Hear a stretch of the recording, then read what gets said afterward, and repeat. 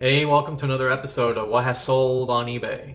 So if you don't know who I am, my name is Julio and I'm a reseller. I do a series called Thrift to Flip where I like to go thrift for items, which later on leads me to flip them for money. So explanatory, right? If you're a reseller, then you know what I'm talking about, and you're probably watching this video to perhaps grow your knowledge of items and brands that is actually selling and reselling. Or if you're thinking about becoming a reseller or considering becoming a reseller, maybe after watching this video, give you a little bit of a boost of confidence to go ahead and do it, because I do this as a side income, side business, but I like the rush that I get from going out there and looking for items. And then of course this helps me learn and grow as a reseller. And just like yourself watching this video, I watch other resellers on YouTube, and we all like to learn, because in this business things change and we got to be up to date with what's selling and what's not selling. So with that said, let's begin. All right, we got this Nike Air Jordan men's gray, I want to say gray, black, and red basketball shoes. Now this was an excellent find that I found at the Woodstock Vibes. First time going there. I also found a different pair of Jordans. I'm guessing it was the same person who donated them because they were both size 12. Great condition. There was a little bit of tear on the sides, but only on one shoe. So of course when you're posting stuff like that on eBay, you have to point it out. You have to take a picture, zoom in on the areas where it's defective or scratched or marked, whatever the case might be. You want to let the buyer know that you're buying it as is, because if later on you want to return it, you can actually dispute this with eBay that you pointed it out that this has some tears or whatever. Because if you don't, they have a legitimate reason and excuse to send back the item, and that's going to cost you money because the shipping comes out of your pocket. Anywho, when you're looking at Jordans, always look at the code inside. As you can see here, it says 599-583/003.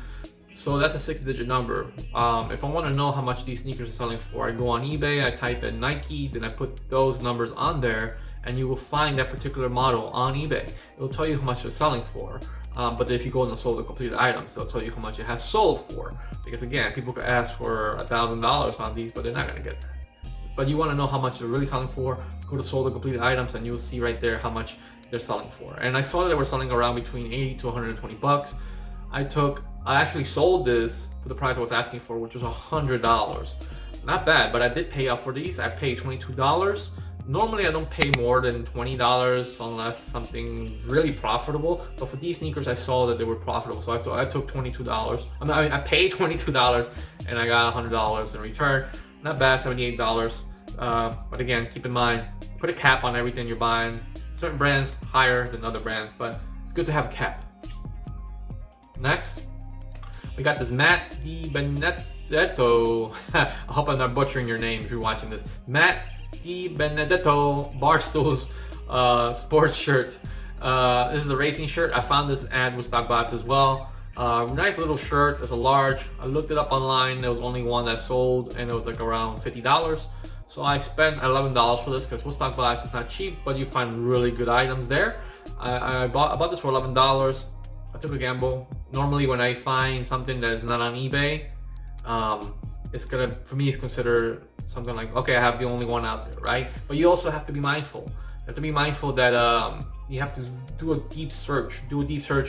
Not just on eBay, but go on Google and search for it. And then you might see retail prices, right? And then try to use that to go and sell it on eBay. So if you find something, if you're trying to search something on eBay, you don't find it there, go on Google. But anyway, so I bought this for $11, sold for 40 bucks. Not a bad little flip. Great store over there in Latham, New Jersey.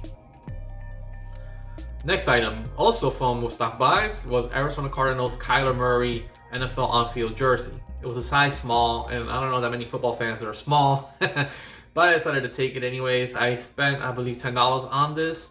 Woodstock Vibes really has good stuff, but like not as cheap as a regular thrift store. So you're paying a little more, but you find some really good items there. And again, I was surprised. I actually sold this for $60. I was thinking eventually it's gonna have to lower the price, but somebody bought it for $60. I didn't think somebody caliber of a football fan would be a size small. Maybe they bought it for the girlfriend, I don't know, for the side chick, you don't know, right? But anyway, so they bought it for $60. Not bad for turning $10 to $60. Keep an eye, if you're into sports, know your athletes. And this one is this is the Kyler Murray jersey. He's a good quarterback. I think that he's gonna be the next Russell Wilson. So if you know your athletes and you find something like this, buy it. It's a good flip. Next, we got a Stabbing Westward hoodie. Now, if you know music, if you're into the music genre like punk, metal, goth, stuff like that, then you will know certain bands. Now, I know this band from the 90s, so I searched it online. They had some reproduction shirts, but no hoodies. So for me, I thought maybe I was sitting on a grail here. I bought it for, I want to say $6. I spent $6 on this hoodie. I found it at the red, white, and blue thrift. And then I put it as an auction. I was thinking maybe I'd get around $6. I did not.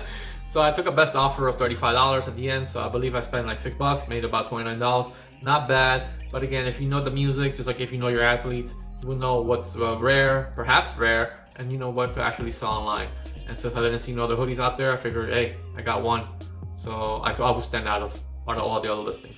So I was happy. It only lasted like a week, and I got the money in return for that. Next, we got these rare Adidas Busenets Pro Trainers. Now they're suede, I believe.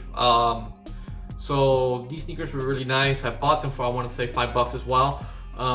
They were a little worn down, so when I came home with them, I cleaned them up. But they had a little bit of paint residue on the bottom.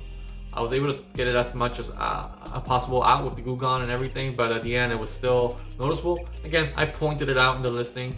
I spent again $5 for it, and I took a best offer $45. It was a quick flip. It only lasted a week. Whenever you buy sneakers, keep in mind when you find them, they're probably gonna be dirty. It's not like the thrift store's gonna clean up every shoe out there. So when you buy them, look at it as a project. See if you're gonna be able to clean the shoe, if you're able to get the stains out or the dirt out. Great. It's a little project that will take you maybe 5 to 10 minutes cleaning, and then you can post it there and get a higher value, get a higher profit for it. Otherwise, if it's too banged up and scratched up and everything like that, I don't recommend you buying it because it's not going to sell for what you're hoping for. But again, buying dirty shoes, cleaning them, looking brand new will help you get a good profit. Next, we got a Tommy Bahama shirt. It's a Kiko Keys. This was for over a year. It sat in my bin for a year. I was trying to get lobster dinner for it, and it was not gonna happen. Now, it's new with tags. Sometimes when you find new with tags and for crazy amount of price, right? Let's say this had a price tag of $100, but there's a reason why it's in a thrift store, because apparently the retail store couldn't sell it for that price. Now you could try and sell it online for that price, and you might get lucky and you might be able to sell it for that retail price. Chances are you probably won't. It's a 50-50 toss-up, right? So I tried. It was a year. At the end, I sold it for $30. But here's the thing, I only spent like $3 on it, and so I was okay with the return. But I was really hopeful. But this is a lesson learned: is that don't always think that the price tag that the retail store was asking is the actual amount you're gonna get online. Chances are you're probably gonna get half of that or less. In this situation, that's what happened. And last but not least, we got this new tags vintage Keith Haring Playboy special edition Earthman tie. Now, this was found for $3. It was still in original packaging, new, and of course, I couldn't find this on eBay, so I went on Google, and I found out this was a vintage tie from the 90s. This is kind of one of those ties that your art teacher will wear, you know, your art teacher will wear in class and stuff like that. So for $3, brand new and the seal, I took the chance, and I like Keith Haring. His paintings are really cool, and I saw the special edition Playboy. I tried to put it as an auction to see if I can get something crazy for it, but no, it didn't. So at the end, I put it for $40, and somebody bid on it, and they took it. So not bad. Again, buy low, sell high. Well, that does it, guys. Well, hopefully I helped you grow and expand your list of items and brands to go look out there for. You know, when we're going into the jungle, we want to make sure we have a mental list. Or even if I use my phone and I write stuff down, knowing that, hey, I saw this YouTuber, this reseller on YouTube that sold bows or certain brands, so I should keep an eye out for. So hopefully this video will help you with that. So if you like the video, give it a like. If you want to watch my series of thrift to flip, then go subscribe to my YouTube channel.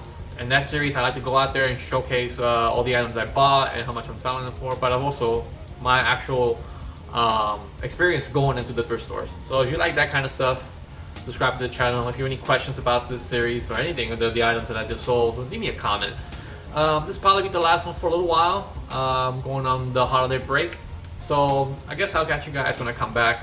Hopefully in 2022 we have bigger lobster dinners, if you know what I mean. If you don't know what I mean, then subscribe. Anyways, take care, guys, and enjoy the holidays. Bye. Thanks so much for watching Thrift to Flip. #1 show in whole of Kazakhstan. High five. like and subscribe to help my channel grow. My wife and I to make sexy time to the show. Wow, wow, wee, wah.